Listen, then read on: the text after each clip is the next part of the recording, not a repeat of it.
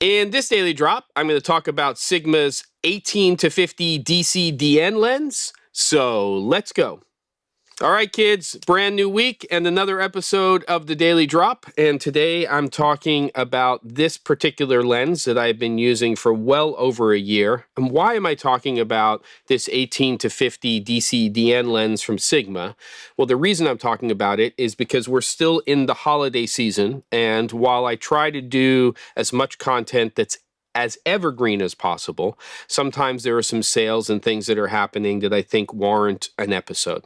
So as of right now, when this episode drops, right now, this lens is on sale at B&H. The E-mount version, which is what I have here, is on sale for $150 off. So just under $450 US for the lens.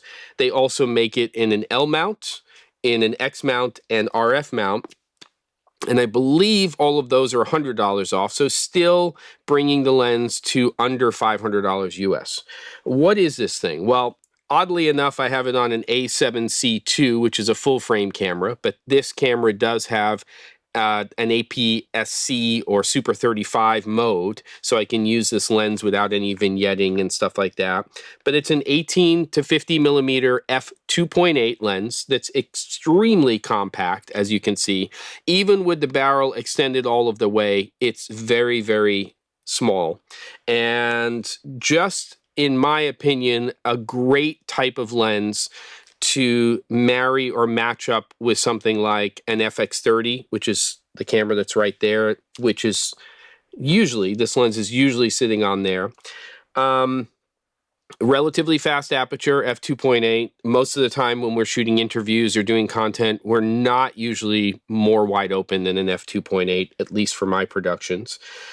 And the other little feather that it has in its cap is that the minimal focus distance on this particular lens is less than 5 inches. So yes, remember it's a crop sensor lens. Remember that it's not going to rival incredibly high-end still lenses or cinema lenses. And yes, there are some issues. You've got an 18-50, so you want to make sure that you're turning on those compensation settings inside of your camera for things like lens distortion and chromatic aberration, but it all works. Once you turn that stuff on, you're not getting barrel distortion, you're not getting weird things happening. Not that it's amplified too much when you don't have those turned on, but when you're on the wider end of the lens and you don't have any lens distortion options turned on in terms of compensation, you might see a little bit of distortion on the wider end of the lens. But really, I've been saying this for the better part of over a year, that for your money, this little guy is a rock star. It really does perform above its weight class in terms of what it can do. And it's just so small that you can have it on your mirrorless camera in your bag all of the time. It's very usable for lots of different types of projects. Is it going to replace those higher end lenses? No, it's not. But when you need something that's small and compact, an 18-50 on a crop sensor is giving you somewhere in the neighborhood, depending on the sensor you're using it on, about 27 to 75 millimeters full frame equivalent. So that's a great range for doing stuff.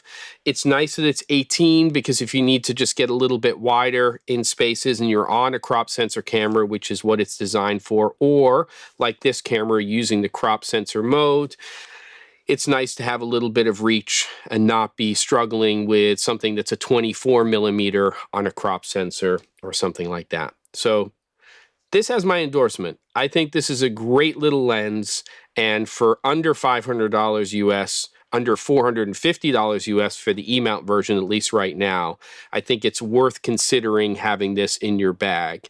And again, I usually like to do evergreen content on this channel, but sometimes around the holidays or when there's big sales, it's worth talking about something like this lens right here.